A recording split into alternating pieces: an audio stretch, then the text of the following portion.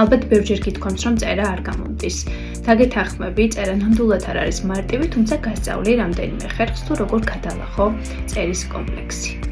თავარი პრობლემა იმაში მდგომარეობს, რომ გვგონია რაღაც გენიალური იდეა უნდა მოგვივიდეს თავში და ისე დავიწყოთ წერა. თუმცა ეს ასე არ არის, რადგან პროცესი თავად გვიჩვენებს თუ რა მუშაობს და რა არა. დაწერე წინადადება, რომელიც ახლა მოგივიდა თავში, თუნდაც ეხებოდეს ამინც ან ზოგადად რაზეც ფიქრობ იმას და შემდგომ განაგრძე თხრობა იმით, თუ რა იცი საკუთარი თავის შესახებ. თუ ხელს გიშლის ის, რომ მრავალი ფიქრი გერევა გონებაში, ასეთ დროს დააყენე დრო 5-10 წუთი და ამ დროის განმავლობაში გაუჩერებლად წერე.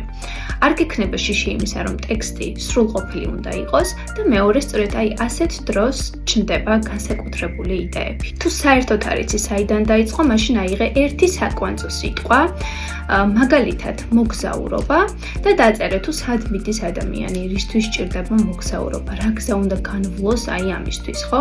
ესე იგი შენ ხატავს სიუჟეტს, რომელსაც შენი ინტერპრეტაციით ქმნი.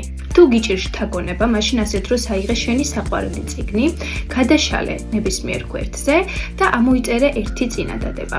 ეს დაგეხმარება იმაში, რომ დაწყება, ასე ვთქვათ, არ იყოს რთული შენთვის და შემდგომ თხრობა უკვე შენზე იქნება დამოკიდებული, ისე მიიღე, რომ ეს წინადადება შენ გეკუთვნის, შენ ხარ ავტორი და განაგრძე შენებურად. გარემო ძალიან დიდ როლს თამაშობს ჩვენს ცხოვრებაში, ამიტომ შეცვალე ის. თუნდაც წადი ბიბლიოთეკაში, სადაც შეიძლება უფრო გქონდეს მზაობა, რომ რაღაცის წერა დაიწყო. ან თუნდაც კაფეში, ან თუნდაც სრულიად სხვა ოთახში, სრულიად სხვა მაგიდასთან. და თუ მაინც არაფერი გამოდის, მაშინ ასეთ შემთხვევაში აიღე ფურცელი და დაწერე იმაზე, თუ როგორ არ გამოგდის წერა. ასეთ დროს ფურცელი აღარ იქნება ცარიელი და შესაძლოა სრულიად საინტერესო და შენთვის უჩვეულო იდეაც კი აღმოაჩინო.